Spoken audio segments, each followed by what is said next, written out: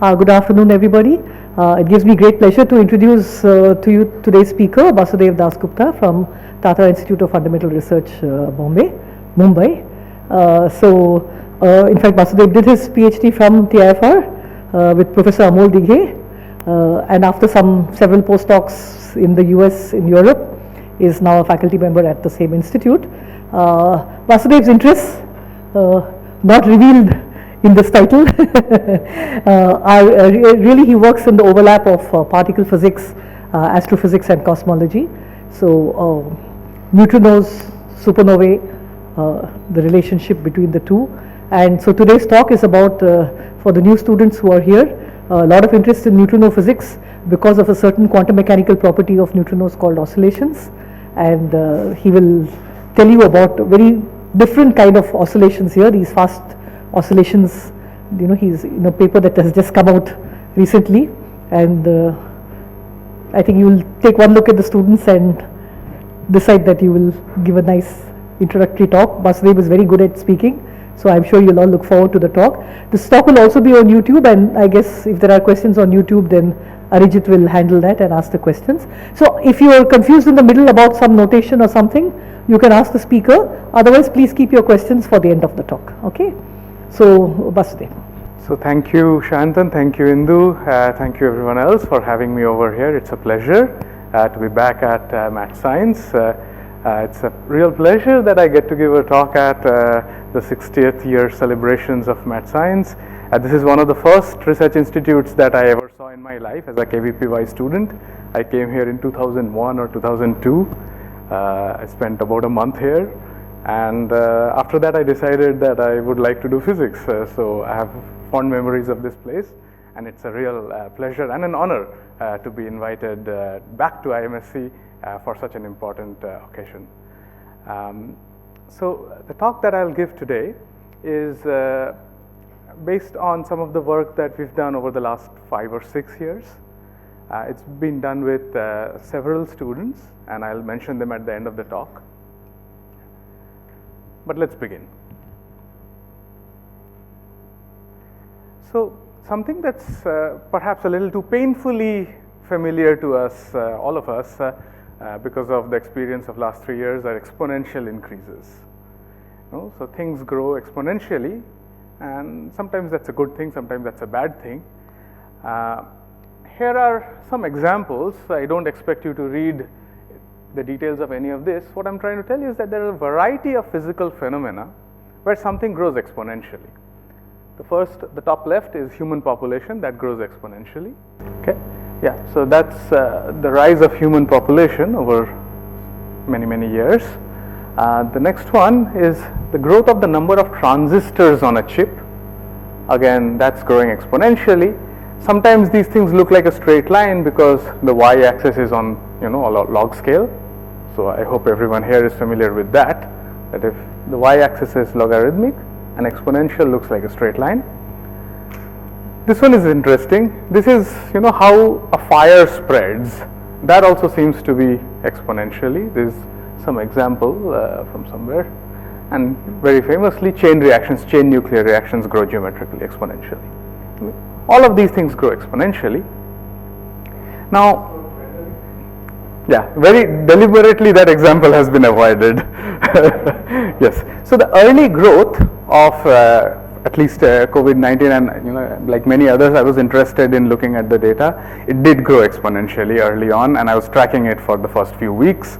And I think so. Yeah. So the rate, you know, r to the power t. This r was 1.14 early on. So it was growing at like 14% compounded every day.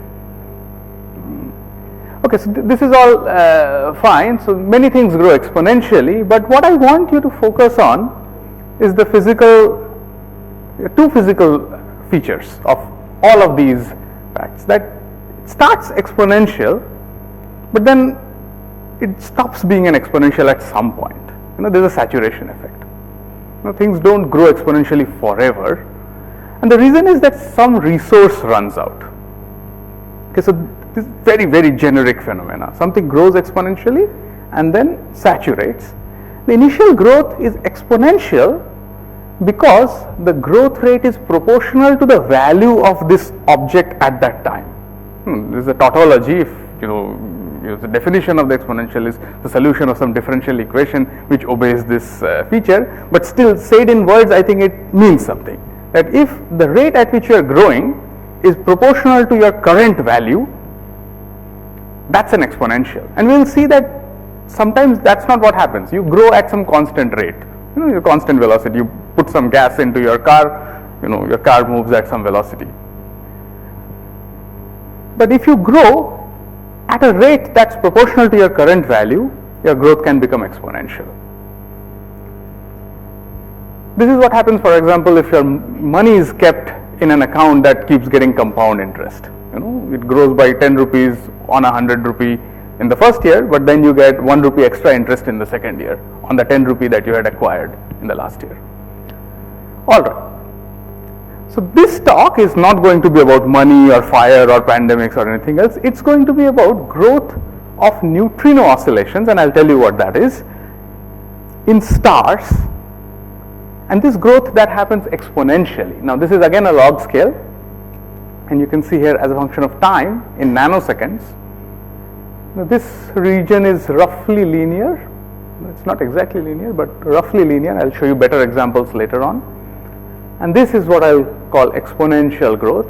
I use the words instability here, and I'll explain that later.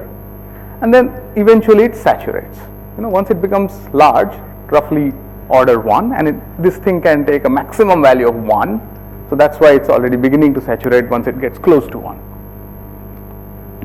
But it doesn't always happen. So this red curve, is some other situation where the same system, under some other conditions, does not show this exponential growth. And this is what this talk is about, that exponential growth of neutrino oscillations inside stars.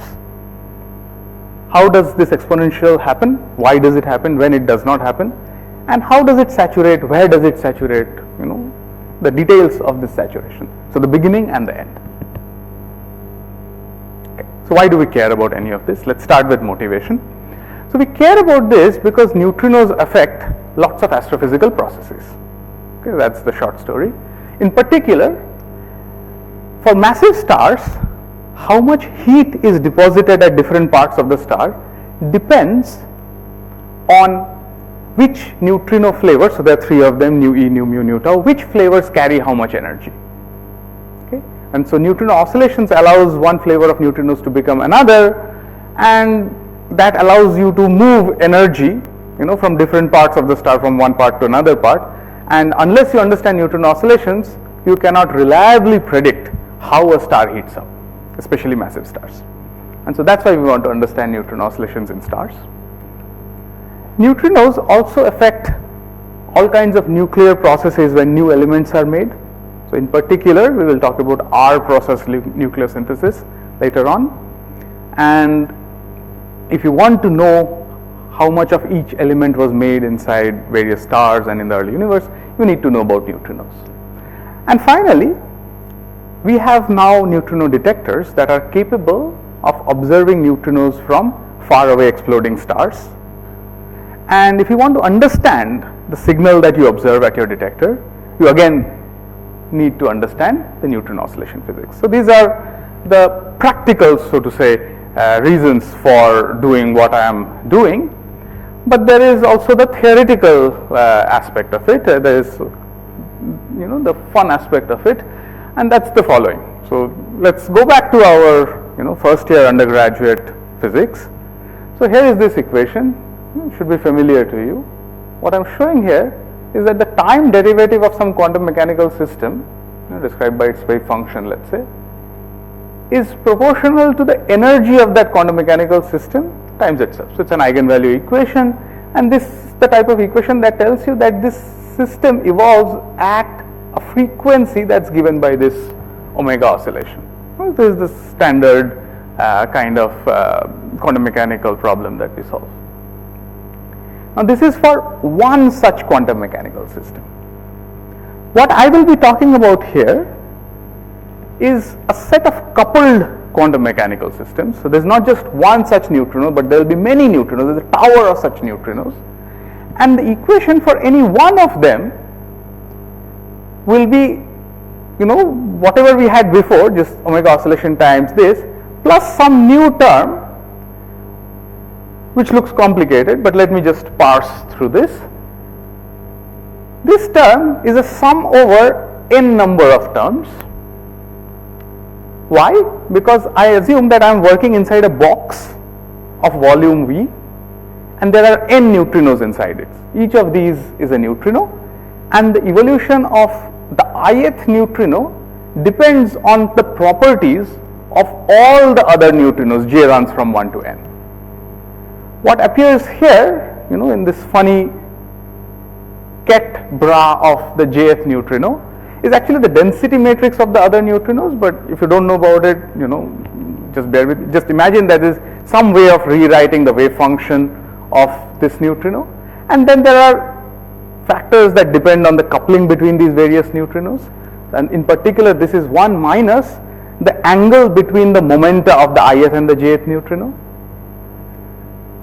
and this g is just some dimensionful parameter, it's called the Fermi coupling constant, that when you do everything will give the correct dimensions. So here this has the dimensions of energy because you have a time derivative. Time derivative means the frequency, frequency is energy. So this term must also be of dimensions energy. In fact, all these other things are dimensionless, and this n divided by V is what gives you the correct. GF has 1 over energy square dimensions, and then together all of this becomes dimensions of energy in natural units. Now, the new thing that will happen in this problem, so in this problem relative to the standard Neutrino oscillation physics, which I will explain to you again later if you don't know about it, is that unlike this problem, the oscillation frequency will become something that's proportional to n. That's bizarre. Okay, so if that doesn't strike you as bizarre, let me tell you that that's bizarre. What I'm saying effectively is that this is a bit like a simple pendulum which has some frequency. Now I'm saying that I couple n number of simple pendula, and the oscillation of these n number of simple pendula happens at a frequency that grows with however many simple pendula I put in this, congregation. That's bizarre, right? I mean, if you have any intuition about how things oscillate, that's not what happens usually. So we want to understand why this can happen and what is required to get this truly unusual behavior. And then the question that, okay, so it starts with this exponential growth of these oscillations, which is very fast because it's proportional to the number of agents in my box. What happens to it at late times? Like, what happens to these oscillations? Do they stay coherent? Something else happens? We want to know that. So beginning and end, these are the two questions. All right, so that's the pre-introduction, and then I'll come to the real introduction after this. But any questions at this point? No? Okay, all right, I'll proceed. Okay, so neutrinos are elementary particles. These are elementary particles in the same way as electrons, except that they have no charge. They come in 3 varieties. So there is nu e, nu mu, nu tau. They are given these names because these are associated with the charged particle that they are produced with, let's say in double boson decay. So just 3 kinds of neutrinos. They don't have fixed masses. These neutrinos don't have fixed masses, but in some way you can imagine that they are very light, and they are lighter than a millionth of an electron mass. They interact weakly, by which means that they interact, let's say, at a rate that is 10 millionths compared to, 1,000 compared to, let's say, electromagnetic interactions. And this is the most interesting part, at least for today's talk, is that unlike other particles, you have an electron is an electron is an electron. It just stays an electron forever until it dies, something happens to it. Neutrinos are not like that. They are shape-shifting, objects. So you have an electron neutrino. After some time, it can become a different neutrino, a muon neutrino, a nu mu, for example. This is called flavor oscillations, and I'll tell you how that happens. Okay, but one thing to keep in mind is that this has been going on for 3, 4, 5 decades. We now know that these neutrinos exist and that this phenomenon of Neutrino oscillation is not just experimentally verified, but experimentally established to an extent that it's almost universally believed to be correct, and many detailed features of these oscillations, these standard Neutrino oscillations that I'll explain to you in a minute, have been checked. So let me tell you what Neutrino oscillations are. So you have a 2-component quantum mechanical system. So you can think of these 2 objects as the amplitudes of being in any one of the flavors, of being in the nu E flavor versus the nu mu flavor. And these amplitudes change with time, described by this differential equation. Okay, and this matrix, this is a 2 cross 2 matrix that's multiplying my 2-component wave function, that describes how each of these amplitudes is going to vary with time. So if I solve this equation, what I'll find is that I start by being in, let's say, one of the states, let's say electron neutrino. Let's follow this red line.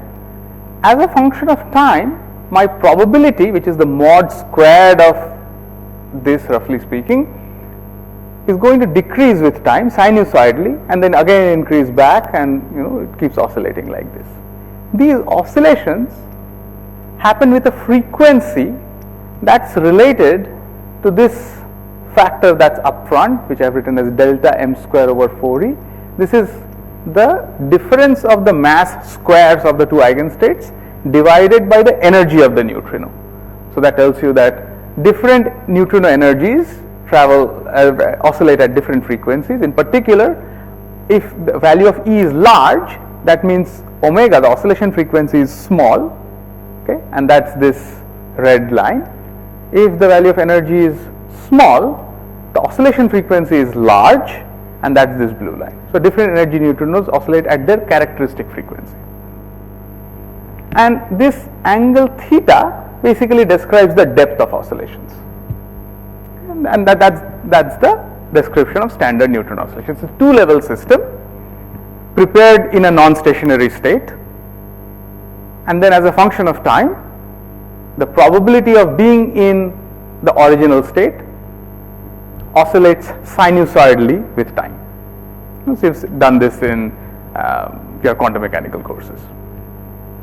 In particular, this phenomena is also affected by the medium that the neutrinos travel in. And so in particular, this angle theta and this frequency delta m square over 4e can be changed because of the forward scattering of these neutrinos on background electrons in particular.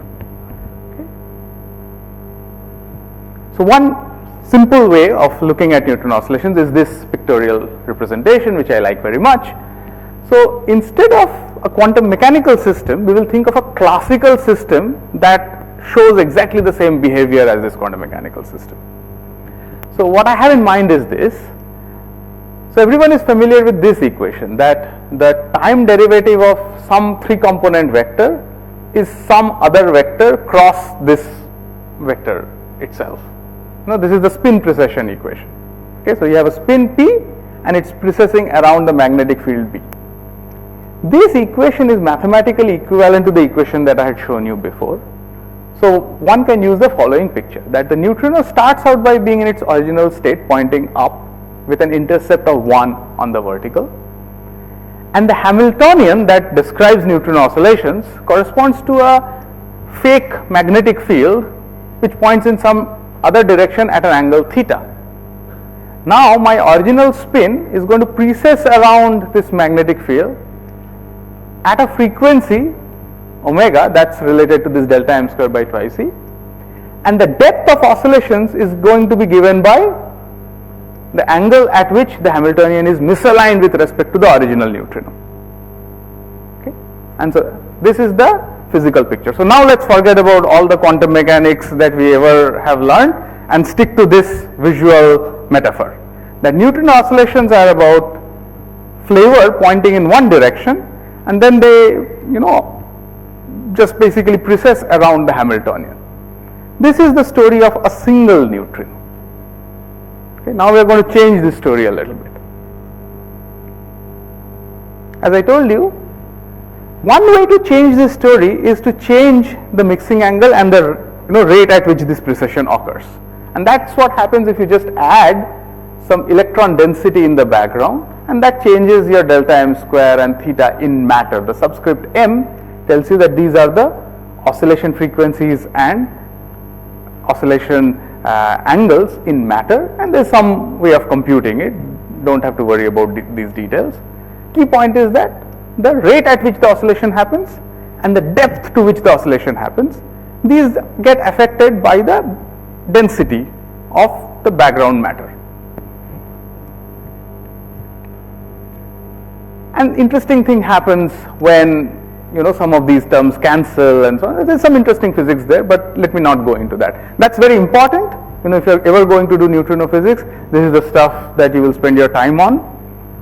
But let me skip. What I am interested in today is what happens when there are lots of neutrinos in a box and you have to treat all the other neutrinos as a background to any one of the neutrinos that you are tracking. So one of your favorite neutrinos is oscillating, but this is oscillating in a medium of lots of other oscillating neutrinos. How do you solve this problem?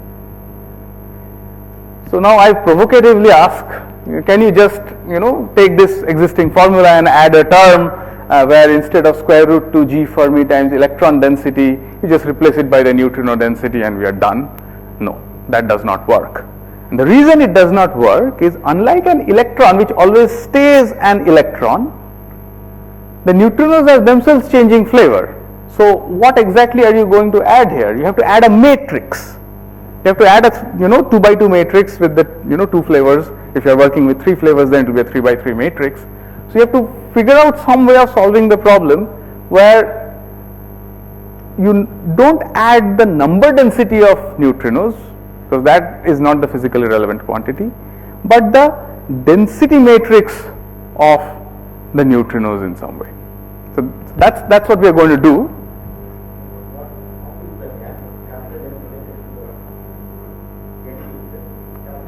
Let me see. This capital N? I didn't tell you about that because I skipped over. What I was saying is that oscillation frequency depends, as you can see, for large electron density, this will be just proportional to the NE. NE is just number of electrons divided by volume. So you can see that the oscillation frequency just grows proportionally with density as N. And then you can check that the mixing angle that becomes. Yeah, so the small n is the density, that's capital N divided by capital V in some box.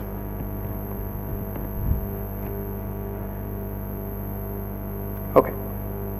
Now what we are going to see is that when you add a background of oscillating neutrinos to any to this neutrino oscillation problem, the final phenomenon is completely different. So previously I told you that different energy neutrinos oscillated at their characteristic oscillation frequencies. Now they will all oscillate with the same frequency. So this is why I call them collective. They oscillate collectively. So that's what I show here in this cartoon. Not only do they oscillate collectively, there are modes of flavor oscillation which don't depend on the mixing angle in any way. So as I showed you in the previous slide, I think, if you have a large matter, this NE is large, then the mixing angle gets suppressed by 1 over n square. Sine square 2 theta gets suppressed as 1 over NE square, roughly speaking. So mixing becomes small, yes.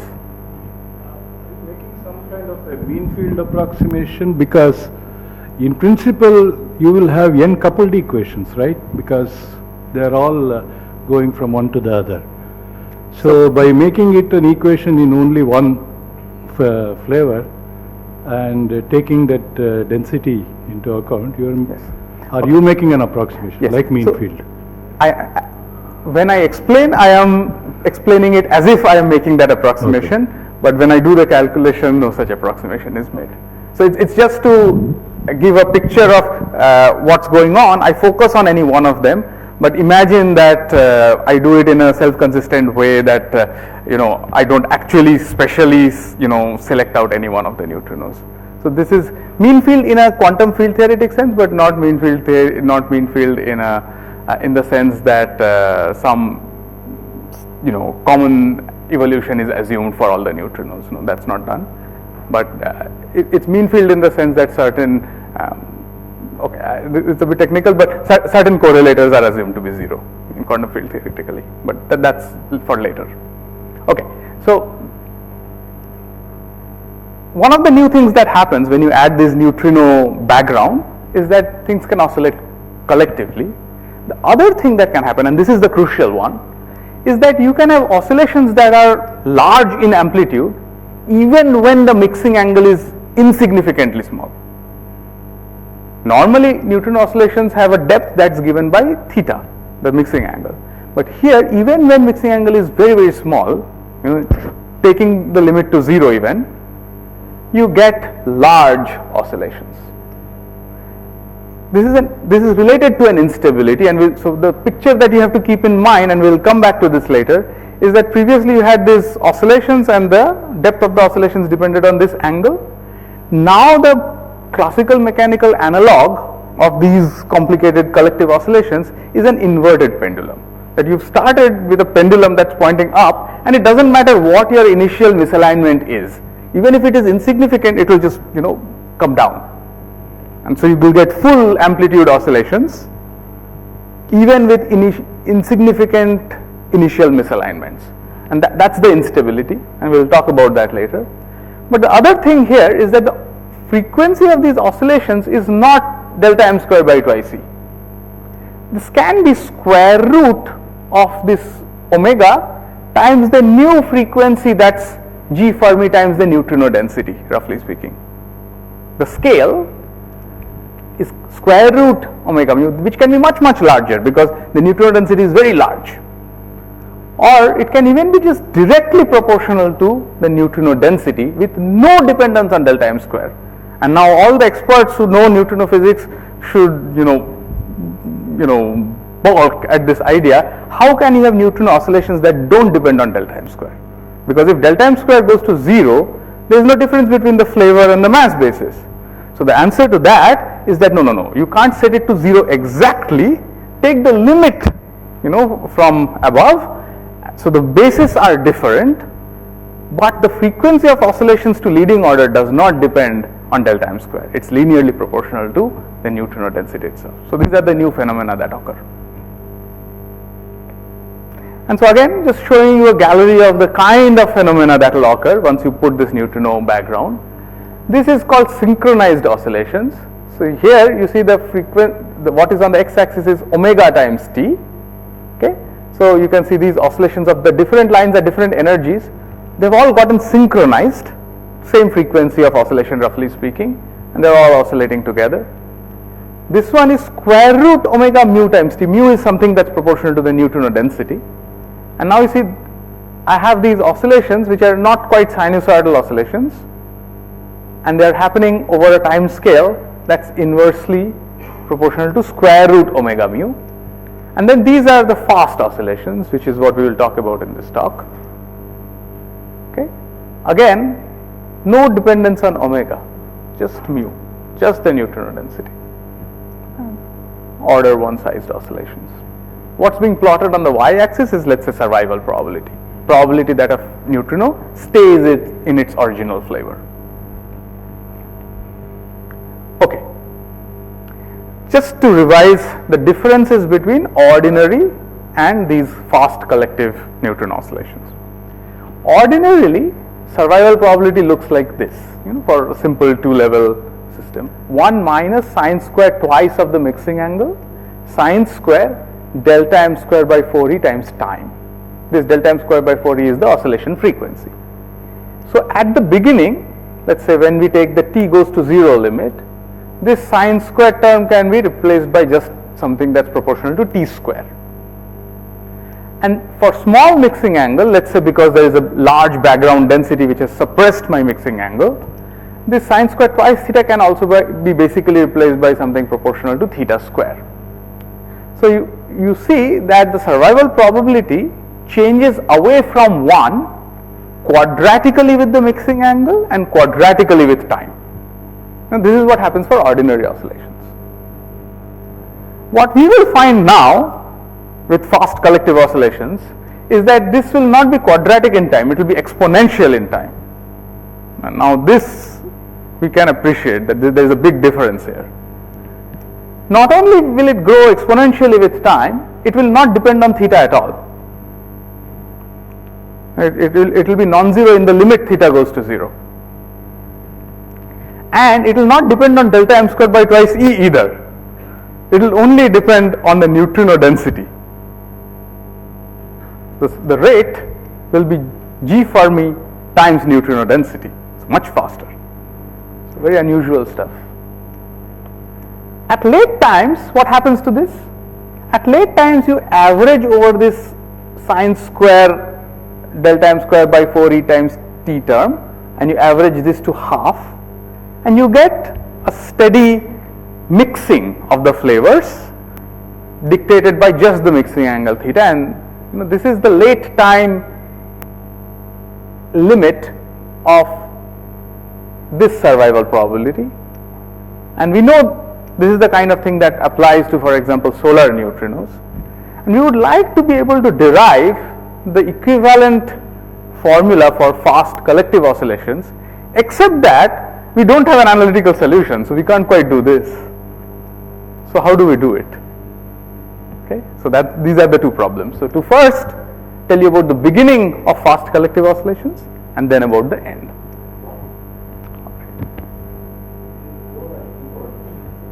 Exponential of, so t has dimensions of time, so you need something to one, yeah, exactly. So that's the mu, which is G Fermi times neutrino density. So we will find that it grows as exponential of Fermi constant times neutrino density times time. Thanks. Okay, so now to the real world. Oops. Okay, so the situation that I should have in mind is the following. There is a star, there is an exploding supernova. Neutrinos of different flavors, here represented by the 3 different colors. So blue are the electron neutrinos, the reds are the electron antineutrinos, and the other neutrinos are in green. The reason for this choice of separation is that in a supernova the typical temperature is around 30 MeV, 30 mega electron volts. At those temperatures you can't typically produce muons or tauons. So nu mu's and nu taus and their antiparticles behave roughly identically. So we club them into a single bucket and let's call them other neutrinos. Those are the green ones. Nu e's and nu e bars are slightly different because the neutron to proton ratio in the star is not 1. So they have slightly different properties. So we'll have 3 neutrinos, 3 kinds of neutrinos, nu e's, nu e bars, and the others. They are initially trapped inside the star and then they slowly diffuse out. At some point, the density becomes small enough that they can start free streaming. In the middle, they oscillate and then they are finally detected at Earth. Typically, they start free streaming at a distance of around 10 kilometers from the center of the star, and in this region between 10 kilometers to approximately 100 kilometers from the center of the star, all these complicated oscillations will happen. And that's the theater on which now I have to analyze the flavor dance of these neutrinos. This is also the region where the star gets heated up by the escaping neutrinos, and that's what is eventually responsible for the explosion of the star. Okay, so calculating the flavor evolution here is very important from that perspective.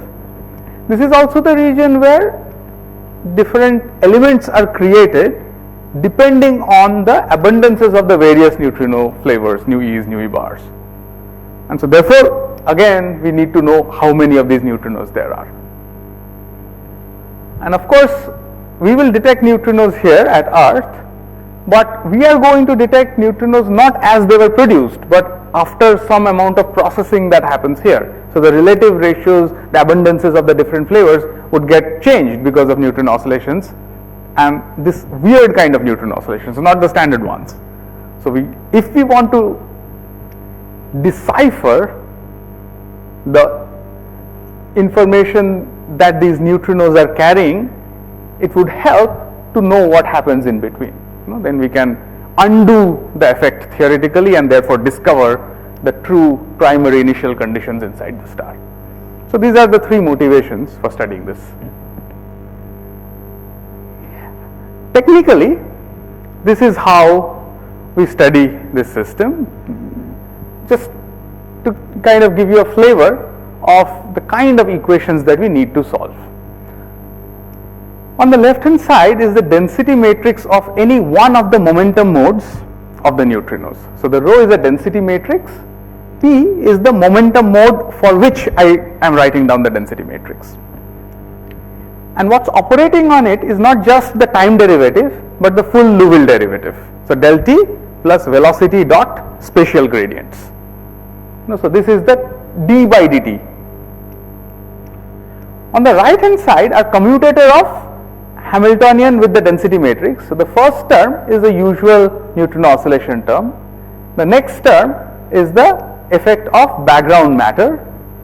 And this third term, again, this should be familiar to you based on the cartoon equation that I had shown you before, is the commutator of this density matrix with all the other ones. You see, this is P, and then I have a sum over all the Q's, and there is a coupling between the P and the Qth neutrinos proportional to G Fermi. This is exactly what I had shown before. Previously, I had the divided by V here, and that's because at that time I was talking about individual neutrinos, and now I have talked about density matrices. So that takes care of the dimensions. Okay. So this last term, we can think of it as having a rough size, which is G Fermi times the number densities. If we didn't have all this complication, and if we were just going to do an integral d3q times rho q, we would have just gotten the neutrino density, momentum integral over all momenta of the neutrinos basically just gives you the number density of neutrinos. So that's the scale, the new scale in the problem, the collective potential, G Fermi times neutrino density. This is the scale that will be much larger than omega, and this is what will lead to the fast oscillations. So, and this is also the term that's going to make the problem collective. Just to give you a little bit more intuition about why it will make things collective, I told you about this picture of the precessing spins, right? So there's a spin that's precessing around a magnetic field that's described by the mass mixing Hamiltonian term. But you might also have this intuition that every spin is actually a tiny magnet, right? So every spin exerts a magnetic field on all the other spins. So now imagine there are lots of spins. That's what these different neutrinos are. They're all sitting very close to each other, at the same point in fact. And now each of these neutrinos is precessing around the magnetic field not just given by this, but by the sum of all the other magnetic moments of the other neutrons. Of course, these are fake magnetic moments, not quite real magnetic moments. These are the flavor moments, if you will. And so what happens is that one way that this system can react is that it gets locked, pinned in together, and then they precess at some average frequency. That's synchronized oscillations. But there are other modes in which the system can evolve. One of them is that if initially some of the spins are up, pointing in one flavor, and some of the spins are down, pointing in the other flavor, then they can swap flavor, maintaining certain conserved quantum numbers, and this dynamics can happen at a rate that's even linearly proportional to mu, and that's what fast oscillations is actually. Yes. This term? Yes. what will actually change is the sign of this term. So if I write the same equation for rho bars, everything will be the same, just this term will have a minus sign.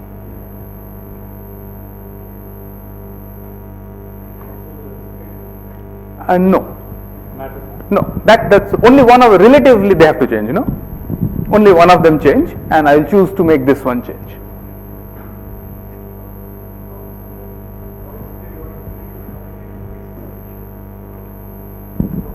Yes, so your question is that oscillations are periodic, how am I getting an exponential? So if you remember that for the ordinary case, I showed you that the early part of the periodic oscillations is a quadratic. So when I say exponential, I mean exponential initially. And what I want to know is that what is the analog of the sinusoid, which I have to admit I can't tell you, I don't know the answer, but I will be able to give you the late time average of the sinusoid, instead of the half, whatever else we get here, that I can calculate. So that's the end. Okay, so what starts collective instability, what starts it, that's the beginning. And so now this is a proof that we just did a couple of months ago. The answer is as simple as this, that if you draw the momentum distributions of the different flavors and they cross at some point in momentum, so go to any physical point in the star and say that, okay, draw the momentum distributions of the nu e and the nu e bar and the nu mu. Do the momentum distributions cross at a point? If yes, there will be instability. So this is the statement. So what starts fast collective instabilities? This crossing of momentum distributions. So this is the theorem. So I will not give you the proof of the theorem, I will give you a sketch of the proof in a minute, but rather than give you the proof, let me first tell you what it means to have this crossing. Okay, so that we will do in a second.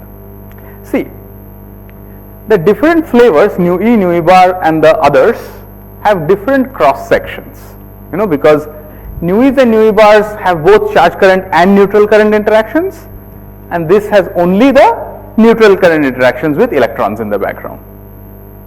And these two are different because protons and neutrons are not in the same abundance. Also, given that we have only electrons and not positrons in the star, cross sections are different. In fact, this has the largest cross section, these have the smallest, and this is somewhere in the middle. Whatever has the largest cross section will decouple from the star the latest, at the lowest density. But that is where the temperature is smallest. So you can guess that the electron neutrinos will have the smallest average energies. Whereas the other neutrinos, the green ones, will have the largest average energies because they have the least interaction. They can decouple deep in the star where the temperatures are higher. So therefore, if you look at the energy spectrum of these flavors, you will find that the other neutrinos have a hotter spectrum, higher average energies, whereas the electron neutrinos have a lower average energy, and then they will cross somewhere. Okay? So this is the reason why the energy distributions can cross. Similarly, and this is the more interesting one, the angular distribution of the neutrinos at any point in the star are also different, and they depend on flavors. So consider this point where the electron neutrinos have not yet decoupled, so their angular distribution is very isotropic, whereas the other neutrinos have already kind of decoupled, so their angular distribution is more forward peaked, going out, this is the direction outside of the star, and their angular distributions is going to cross. So this is also a crossing of the momentum distributions. They cross here and here. Okay? And this will give the collective instability. In particular, these kind of crossings give instabilities, collective evolution, which grow at a rate square root omega times mu, and these ones grow at a rate that's proportional to mu. Okay, and how? Let me just show you that. So this is the sketch of the proof. So first you linearize the equation of motion. So there is some equation of motion like this equation that I showed you in terms of matrices. You linearize it. So we are doing a stability analysis. And then you ask for this linearized variable, is there any Fourier mode that grows exponentially? Which is to say that if I write it in terms of Fourier modes, is there an imaginary frequency? Okay. Turns out that this demand of an imaginary frequency requires a certain matrix to become non-positive. Not surprising. Usually when we want let's say frequency to be imaginary, we are saying that okay, something is omega square is negative or something like that. The same thing here. And this matrix is something which has elements which are integrals, which are the difference of the phase space distributions of the two flavors. Okay. So then it turns out that the non-positivity of this matrix, which is what is necessary for this exponential growth, gets related to the fact that the difference of the phase space distributions is not of the same sign everywhere in momentum space. Somewhere it is positive, somewhere it's negative. That means at that point there is a crossing, and so that's the proof. Okay. So now I don't think, so this is the proof. So I think it's best avoided. If you want, I will come back to it later. Okay. So that's the beginning of the fast collective oscillations. The fact that if you have a bunch of neutrinos in a box, each neutrino exerts an influence on the other ones, and the rate of oscillation of each neutrino gets affected by the other neutrinos, and this all needs to happen in some self-coupled way. There are ways in which this oscillation can initially grow exponentially, and the reason for that is that in momentum space the phase space distributions of the different flavors cross each other. So that's so far. Yes. See, when you have this collective instability, you are also talking about the temperature, which means you are assuming some kind of quasi-static equilibrium.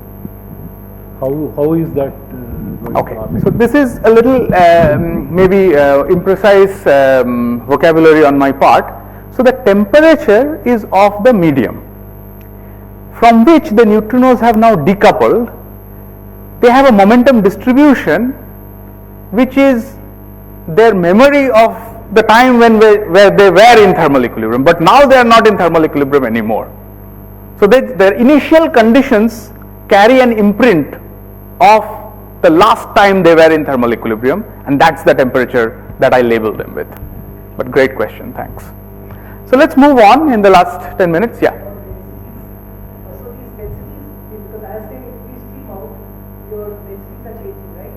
And as the interaction goes on and you have flavor swapping, again your density distributions are changing. Yes. So that is built into the dynamical solution. Yes. So you would have to take into account that the neutron density is dropping, and that would go into that third term, because the effective normalization of those rows is going to change in some way. So when the swap occurs, then you're completely Yes, exactly, and that's why this problem is hard. So basically you're solving millions of partial differential equations coupled to each other. You see, the left hand side had a time derivative and 3 spatial derivatives, and the right hand side had an integral over the 3 momentum directions. So this is a 7-dimensional partial integral differential equation. Yes. Maybe a very naive question, but this business of linearization of that equation, that is okay if you do a small enough time interval? Yes. That is Yes. protective. Yes. It's not doing any major No. So in fact, indeed. So the point of this linearized analysis is to simply diagnose the instability, and that's all that it can do. It can say that is there an instability, is there not? If there is an instability, how fast does it grow initially? Beyond that, this linearized treatment cannot tell you anything, and that's why the next part. So what happens at the end? So to track the full solution is very hard, so there I think very few cases where one has the full solution. In the slow instability case, where the instability occurs because of a crossing in the energy distribution, not the angular distributions, and the oscillations are proportional to square root omega times mu. In those cases there are some analytical solutions, and what happens at late times basically is that imagine that there was this black energy spectrum, which is this tall one, and this red one, which was the short one, and which had a crossing here. What happens at the end is that parts of the energy spectrum around that crossing have gotten switched. Do you see that? So imagine that you initially had a black spectrum that looked like this and a red one that looks like this. These are the two flavors. They would have a crossing here, and around this crossing you go on both sides and you exchange the flavors. Okay, so that's the final effect of the slow oscillations.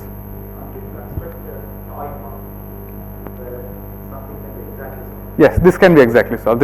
I'm just not showing you the exact solution, I'm just telling you the answer. Yeah. This is something that one can do exactly. Yeah. So similarly, for the fast case, which is, because of crossings in the angular distribution, this is the toy model.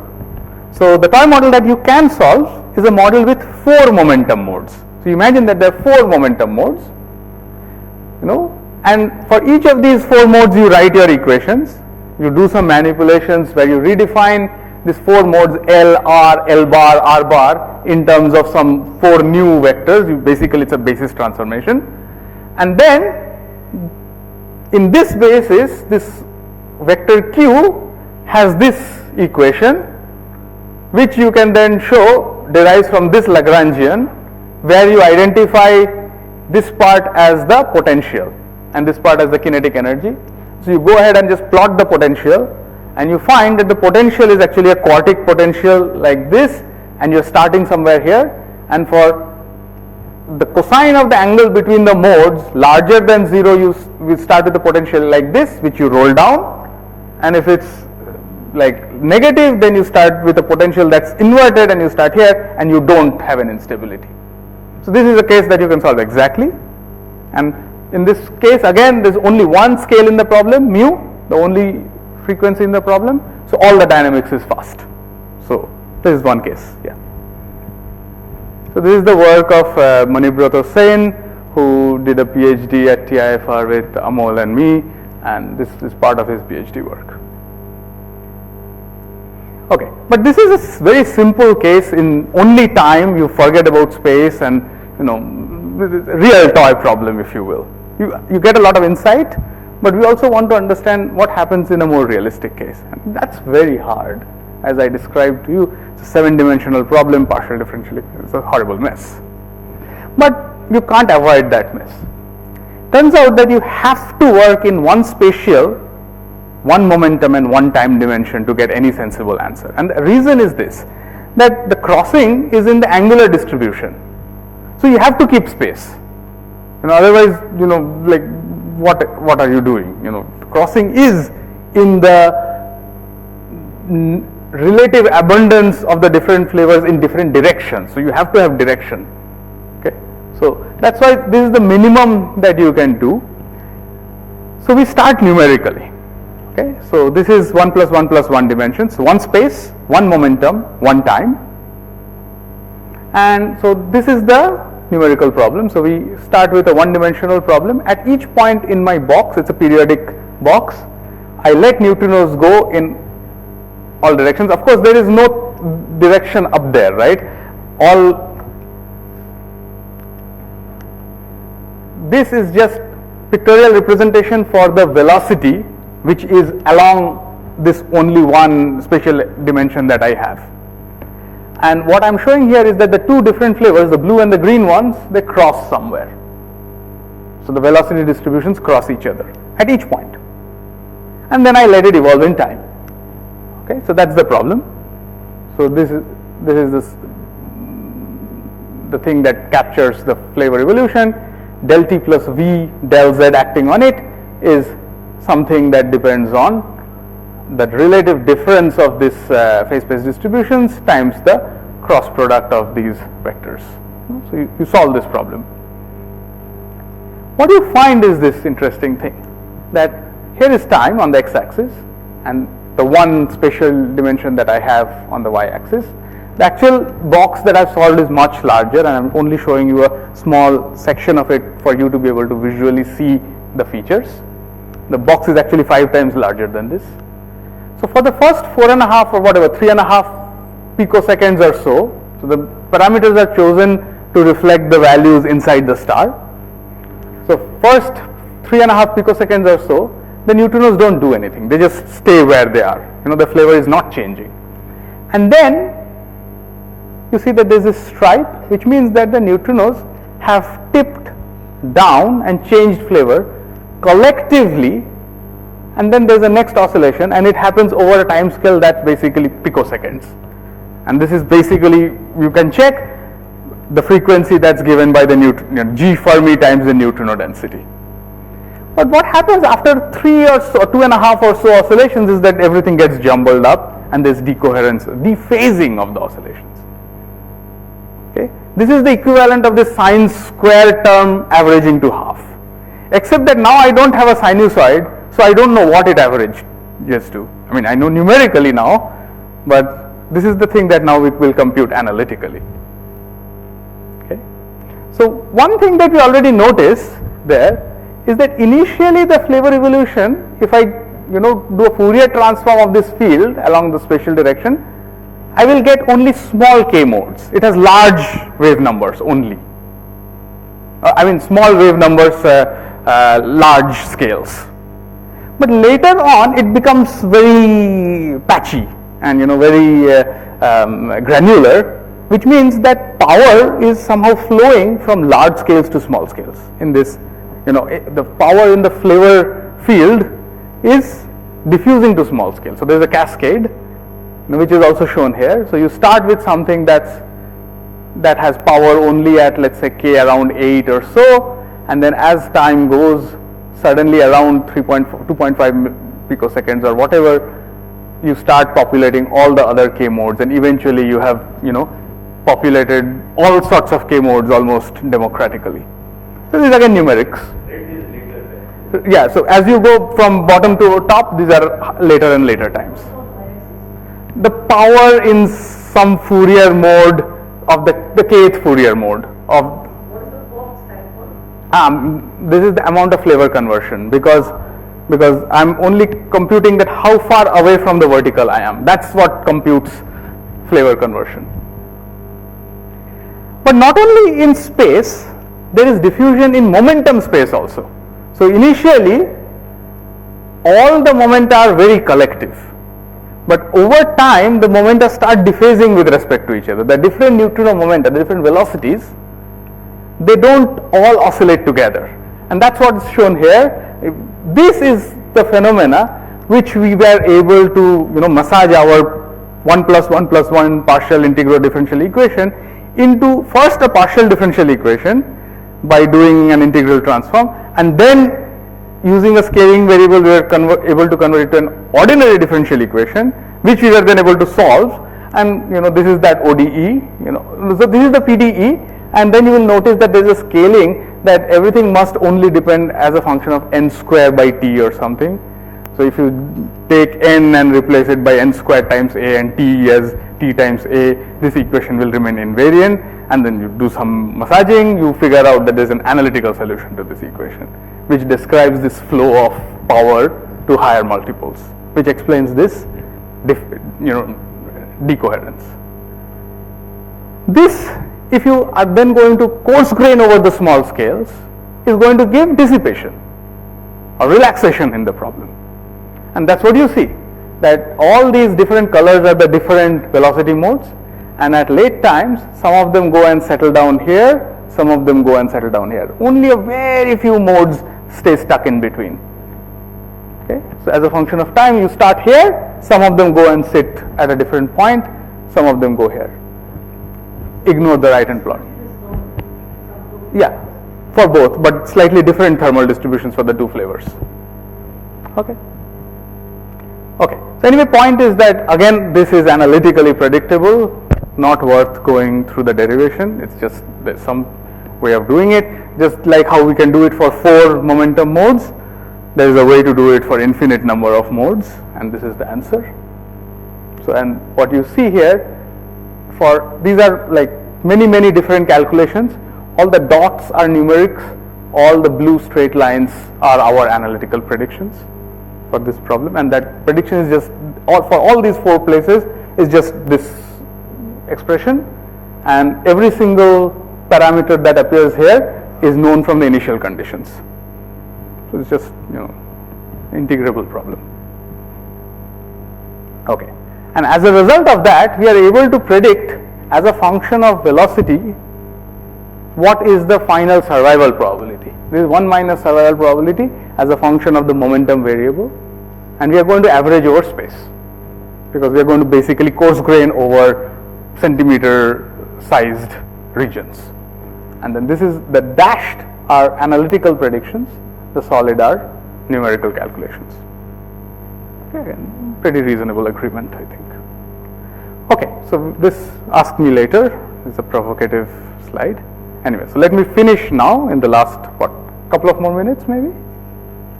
Okay, why? Okay, so I have told you that neutrinos in a supernova, they start oscillating exponentially at a rate that's linearly proportional to the neutrino density, and then eventually after a few oscillations they decohere and you get some sort of a steady mixing of the neutrino flavors that is velocity or momentum dependent. Unlike this 1 minus half sine squared twice theta, here now we get an answer that was velocity dependent. Of course, you can average over this and get an answer that's not velocity dependent anymore, but it will still not be 1 minus half sine squared 2 theta, because this answer doesn't even depend on theta. But whatever it is, this long-term neutrino mixing can now be computed, and this is the thing that is relevant for, let's say, astrophysics calculations or observations of neutrinos on Earth or nucleosynthesis. So these are the 2 things that I've told you, but let me finish with why do all of this.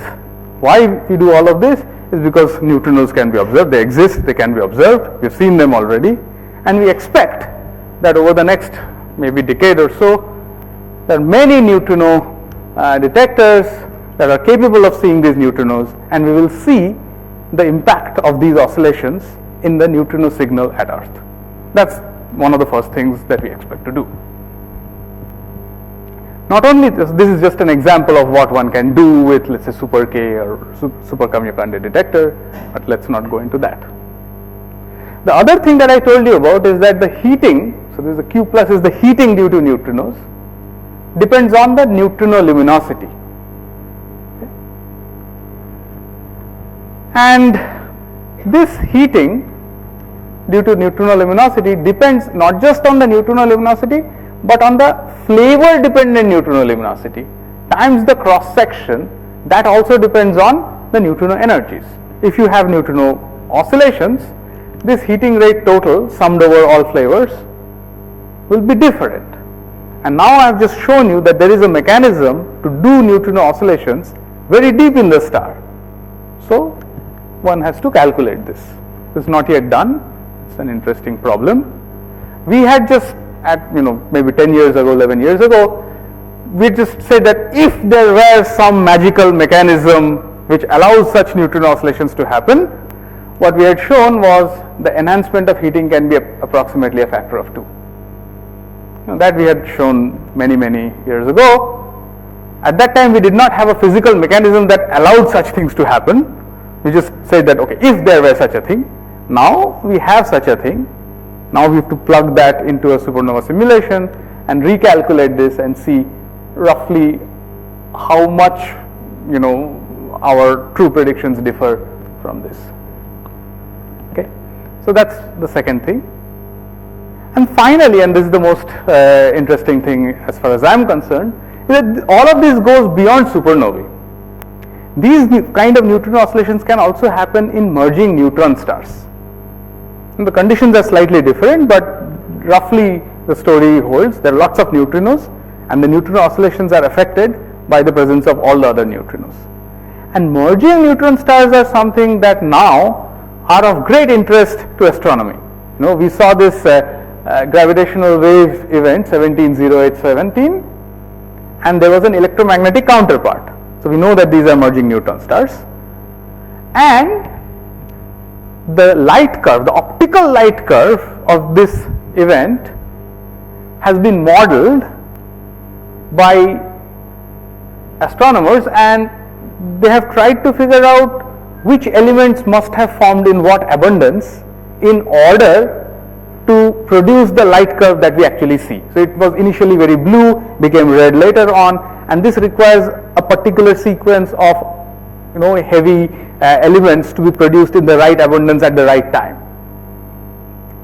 This delicate requirement can prove a very interesting test for the kind of physics that I talked about, because these neutron oscillations will happen there as well, and they will affect the production of the various elements. So as we know, almost all elements in the periodic table, with the exception of just the lightest ones, are produced in stars. The ones in blue green are in supernovae, and the ones in yellow orange are in merging neutron stars. So almost all elements are produced by either massive exploding stars or merging neutron stars, and especially the heavier ones are greatly dependent on the neutron abundance. So this is the ratio of certain elements, and it depends on the neutron abundance, and the neutron abundance can be shifted if you add electron neutrinos or antineutrinos, and which is basically what oscillations do. So Neutrino oscillations can affect how elements are created in stars, and this is one of the sample calculations. So the blue and the black lines when you have few neutrinos, the red one is when you increase the number of neutrinos. This is N, this is Z, and this is the usual stable elements, and this is how the production of rapid neutron capture element changes because of neutrinos. This is just one sample calculation. Similarly, there is this other calculation, much more recent, which shows that for mass number 140 and above, your abundance of various elements can be affected by whether you have these fast collective oscillations or not. So the yellow is with something which is similar to fast collective oscillations, the green without, and you can see that there is a big impact. Again, these are very preliminary. We still don't have enough data to make a robust comparison, but we're just starting. Okay, so let me finish here. We expect things to improve over the years, and let me summarize. What I've told you is that usually neutrinos oscillate using this very simple Schrodinger-like equation, and the frequency of oscillations is delta m squared by twice E, which is about once per kilometer for neutrinos of energy 1 MeV. In stars, in merging neutron stars, in exploding massive stars, because of the presence of a large density of neutrinos in the background, which are themselves oscillating, something new happens. And that new thing is captured by this complicated equation that I had shown you before, and I just show it again to remind you. And this complicated thing, what does it do? It allows fast collective oscillations, collective meaning all energies, all momenta together, at least initially. Fast meaning the frequencies are not once per kilometer but once per millimeter, okay, putting the real numbers. Exponentially growing early on. When is this possible? So the beginning, what causes it? Crossing of the momentum distributions of the different flavors. What happens at the end? Large amount of flavor mixing, large amplitude flavor mixing, even when mixing angle is small, leading to eventually some kind of depolarization or dephasing or decoherence. This affects the heating of the star, creation of elements, and the signal that we see. Okay, so that's all I had today. This work was done largely with Manibroto, who finished his PhD around 2017-18, and then recently, so the numerical work on 1 plus 1 plus 1D and the analytical follow-up thereof was done by Shommo, who's a graduate student who finished last year. I didn't have time to talk about the very nice work by others, but I take the opportunity to thank them as well.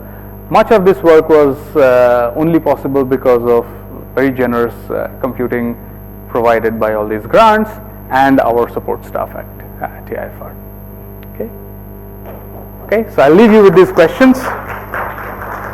So. Okay.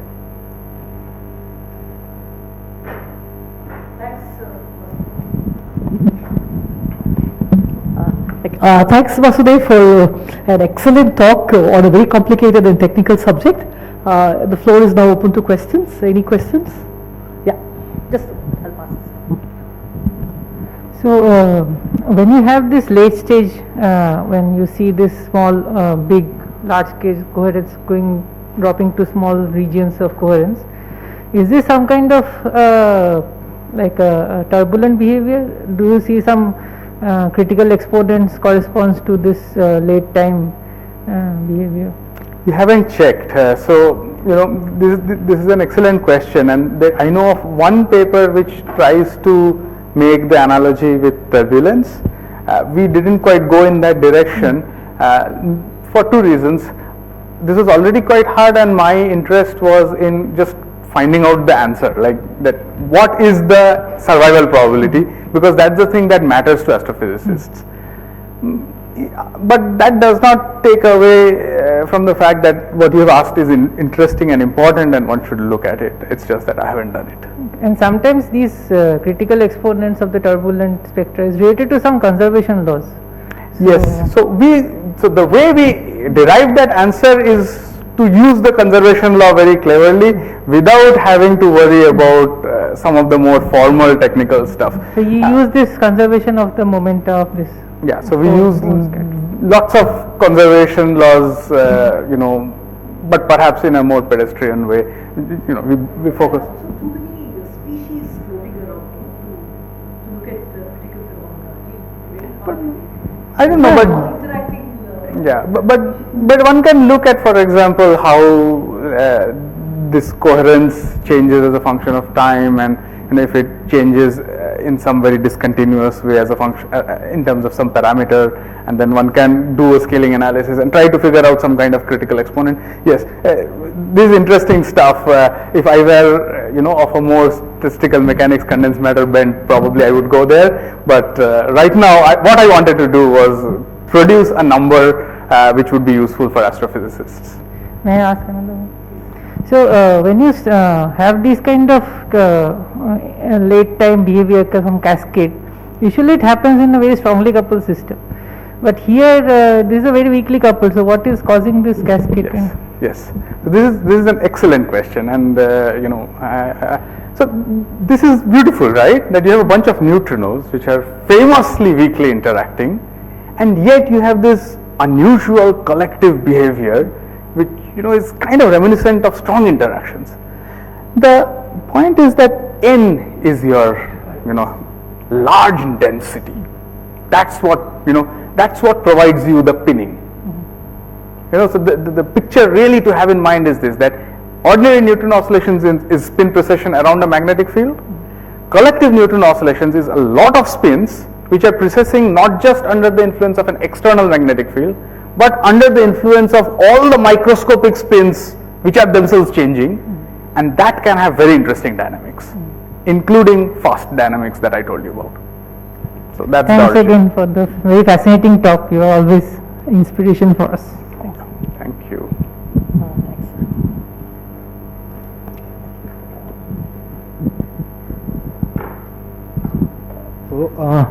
So when you, what I understand is when we talk about collective neutrino oscillation, their frequency, they all are oscillating with same frequency. Yes. So what about the relative phases?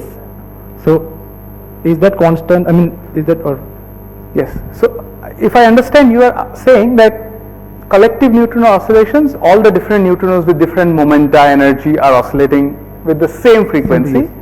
What happens to their relative phase? Yes. Yes. So indeed, if they were perfectly collective, the relative phase would be zero throughout. What I showed you towards the later part of my talk is that the relative phases do not remain zero ad infinitum. Eventually these relative phases start growing and things get mixed up. Once relative phases are growing to order 1, and unless you are measuring very, very precisely, effectively what it means is that you lose coherence. and that's what exactly happens. Yeah. Thank So collective, you have to understand, is a approximate description. It's approximately collective. All right, collective to begin with, and then becomes less collective later on. Thank you. Great question. Thank you.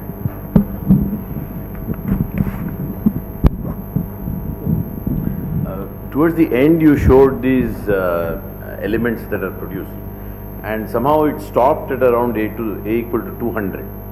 Why was that? I mean, we know that there is uranium and perhaps even other elements are produced, like californium 252 and whatnot. So why is it that just computationally this is a difficult thing to do? Or I don't know. For instance, that yellow or the orange curve, that goes up to maybe around 240 or something, but there's no data point there. Or is it just a lack of data? No, so these three curves are, this red is, I think, I'm not sure if it's data or calculation, but this is what happens in a solar metallicity star, and the green and the yellow are calculations in a merging neutron star. That's right. So they show very different behavior for the heavy. Yes, so it depends. So that's why I think what they're showing is that the abundance is very different depending on the neutron. In fact, it is also very abundance. different from the these two computations. Yeah, because one has this neutrino mixing and the other does not. And so what So the relative difference I can understand. Yeah. But those other red points. red, That's still very different, and this Yeah, is very a log different. scale, right? yes. So this yes. is like a factor of 100 or 1,000 more. Yes, yes. So there is still a long way to go in understanding. Is that a correct statement? So I have to admit my ignorance about I never usually do this. When I show something, I always know what I'm showing. I have forgotten what these It's okay. red points are. I mean, no. The rest of it looks good. No. Your question is valid. I should have been able to tell you what these red points are. I've forgotten. I don't know whether it's data or a calculation, but it's the abundance in a solar metallity star. I don't remember whether it's data or calculation. No, the other is a more naive question. You said that you do a 1 + 1 + 1 dimension calculation. Now, is there any clue as to what might happen if you do the real thing?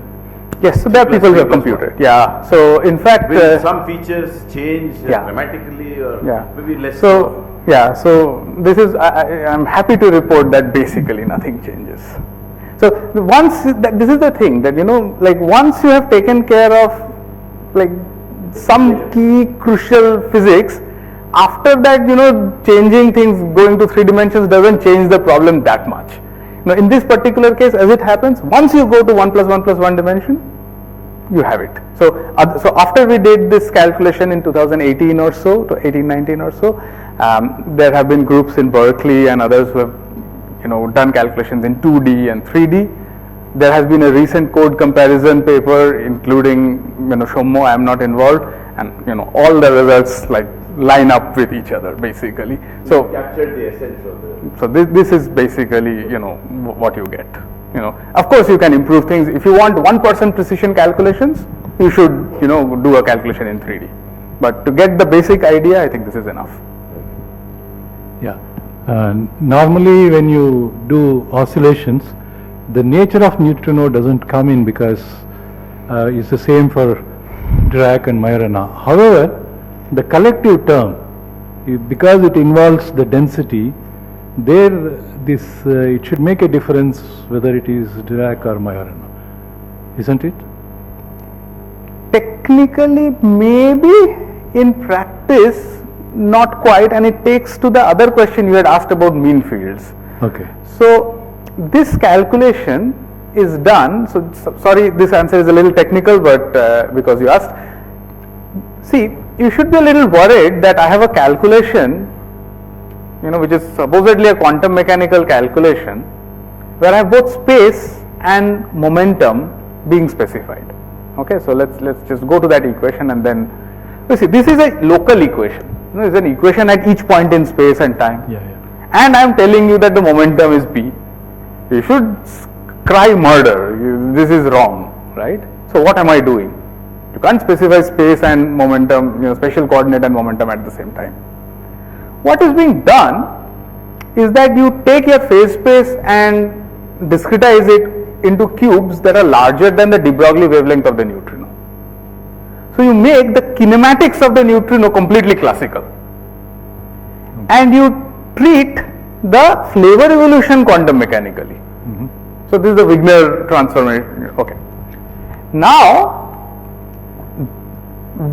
we are looking at the quantum field theoretic expectation values of things like A dagger A and B dagger B. We are not going to look at things like A dagger B. If we did, helicity changing effects would be important and those other factors would be important. But those are terms that are suppressed by small parameters. In principle, that does not make them insignificant because you can have an instability that makes something grow. People have looked into that. So far, I don't think there is anything that shows that if you have a Majorana versus a Dirac, something totally bizarre new thing would happen. I haven't seen anything like that. But I also must admit that this is not something that I have studied quite deeply. My expertise is kind of limited to these Wigner function based treatments, ignoring helicity correlations.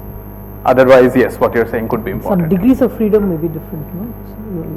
So yeah, so you would not be just able to work with the rho and the rho bar separately. Yeah. You would have to worry about the a 6x6 matrix exactly. with the off diagonal 3x3 matrix, which involves this A dagger B's and Correct. So Using massive neutrinos anyway, Yeah. degrees of freedom will be less. yeah. So that Then the new bar densities will come in. yes. yeah, differently. Huh? Yes. Ah, That the collective term will change. Yes. That's a technically difficult thing to do. So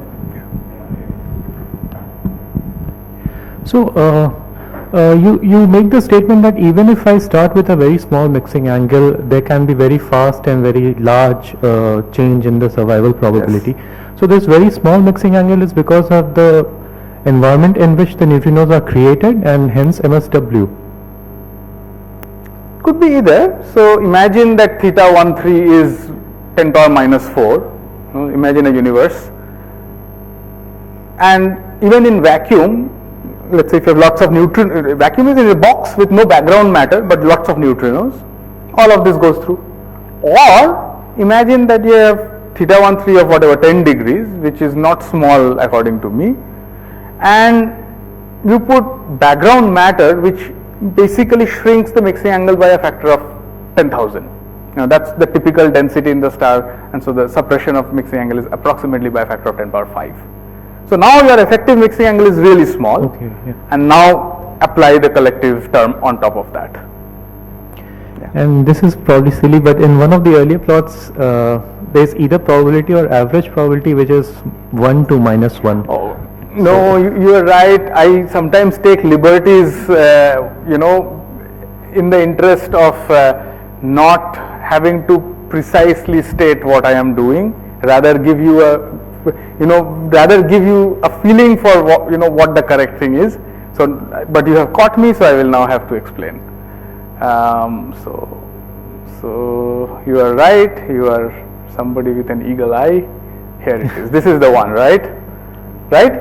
Yeah. Yeah. So these are fine. So what is being plotted here is the probability for survival, and this is all positive. So we don't have a quarrel here.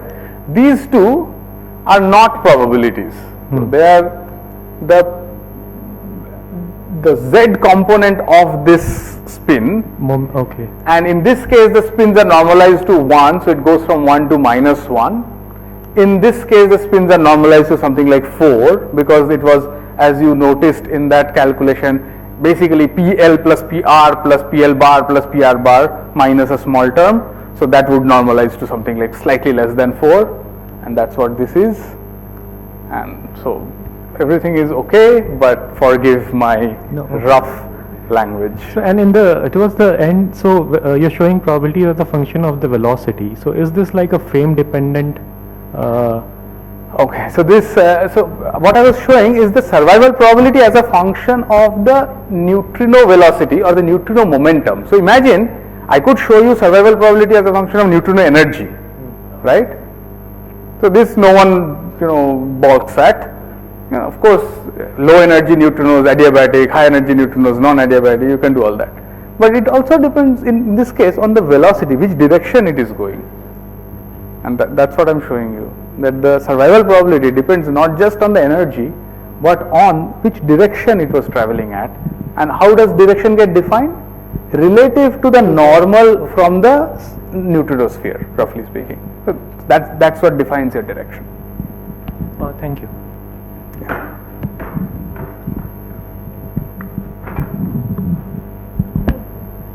These are two basic questions. If you start with not with the flavor states or with mass eigenstates, this analysis will change?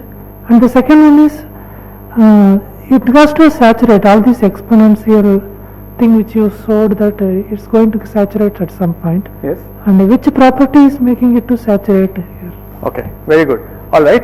So the first question was that if I don't start with a flavor eigenstate but I start with a mass eigenstate, will any of this change? Well, so this is a very interesting question actually, because for ordinary Neutrino oscillations you can define the mass eigenstate. Here defining the mass eigenstate itself is very hard, because at each point you have to actually diagonalize this last complicated collective term, which is equivalent to solving the entire equation. So how do you even know what your mass eigenstates are? And the funny thing is that even if you could do that, the evolution is actually non-adiabatic. So the things don't stay in their own mass eigenstates. Usually, I don't know if you are already familiar with adiabatic and non-adiabatic evolution or not, but in case not, you ignore these comments. Main point being that in ordinary Neutrino oscillations, starting with a mass eigenstate would not lead to oscillations. Of course, you can ask, how will I start with a mass eigenstate? You can't. Basically, neutrinos are always produced as flavor states. But let's say somehow you could produce a mass eigenstate, it would not oscillate. Okay? But for collective oscillations, it's difficult to even define what the energy eigenstate is without actually just fully solving the problem. You have to just, you have to know what the eigenstates are. Okay, that's the first question. The second question was, what is making the exponential rise saturate? And I had said at the very beginning, exponentials saturate because some resource runs out. So that, which means that there is some constraint. Like total number of people in India is 1.4 billion or whatever, and so more than that number of COVID cases cannot happen, unless of course there are reinfections, or whatever. The number of transistors on a chip is limited by the number of silicon atoms available to you or something, right? So these are constraints. What's the constraint in this case? The constraint is that probability must be conserved, and there's unitarity. So when I'm going from one flavor to another, the maximum that I can go to is 1, and I cannot go beyond 1. I can have 100% flavor conversion, but no more than 100%. And so that's the ceiling. So I start with something very small, I grow exponentially. Roughly by the time I get to something of the order of 0.1, I'm very close to the ceiling, which is at 1, and that at that point I saturate. I can oscillate a few times, but then eventually I will saturate.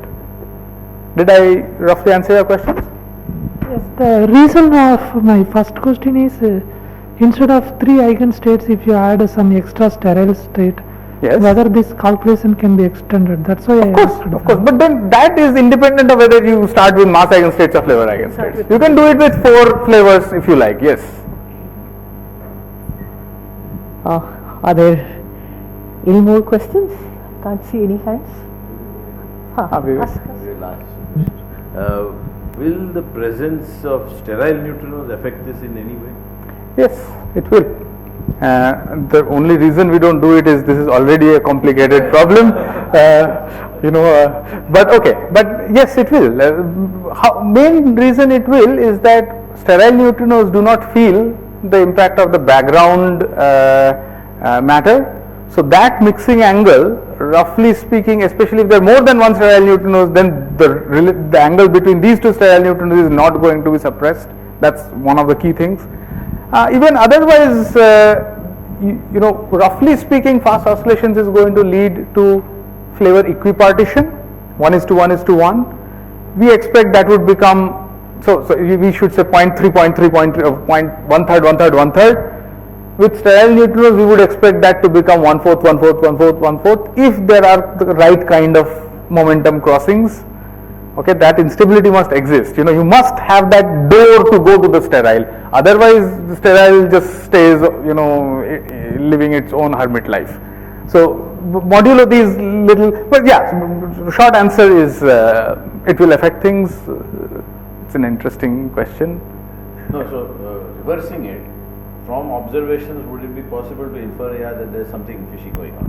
Yes, but for that you have to first calculate what will happen with sterile neutrinos, which is, you know, yeah, what do you expect? These are all worthwhile things, but you know, finite time, finite Resources. Yeah. So the thing is, when you turn on your matter effects, you have new scales. Yes. In the problem. Yes. And if your electron density starts to match your neutrino density in some universe, then you will get even more interesting results, right? Right. Now, this is an interesting question also. Yes, basically saying that for the purposes of this talk, I had basically ignored the entire story of this MSW matter term, the electron. All that I did was I said that, well, choose a very large electron density and use that to make the mixing angle very small, and after that forget about the electron density. That's what I have done. Could there be interesting interplays due to the second term due to MSW effect and the third term due to neutrino collective effect? The answer is yes. People have looked into those. I have also, one of the things that it does, and so this is the one example that I will give. So imagine that the electron density drops from a very large value to a very small value, while the third term is incredibly large. So what the third term does is it makes all the neutrinos behave identically. Now what it does is that the MSW effect, which will happen because now the electron density has dropped below the delta m square value, will be made collective, that all the different energies will undergo an MSW transition together at the same density with the same adiabaticity. So this is a collective MSW. So this is the kind of thing that you can do. So, and sorry, then right in the beginning, when you have neutronization of the core and your electron density drops, you actually must see this, right? yes, so this is indeed one of the things that we did 2008. I don't remember clearly. So the oxygen magnesium neon supernova, whose electron density drops like that, where we predict that such things will happen. Oh, okay. Sorry, I must have forgotten that paper. Oh no, so no, this is the kind of thing that you would think about immediately once you see these terms, and it's very interesting. This is a huge amount of rich phenomenology, depending on which, whether you're looking at one kind of supernova or neutron stars or another. So this is the beauty of having to apply neutrino physics to astrophysical systems. You have a zoo. Yeah, amazing. So where is Arijit? He's not here. No, there's okay. Oh, there. Okay. So yeah, I think it was a fantastic talk.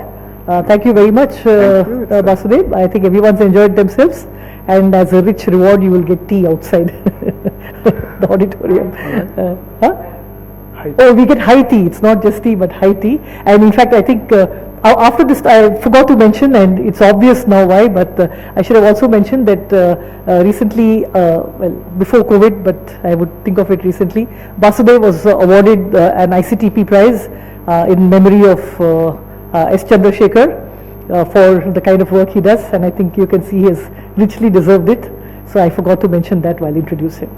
So that's another point. So thank you, everyone. I guess we joined. Thank you. It's a pleasure and it's an honor to be back here. And if you have any other questions, please feel, especially students, please just email me or whatever.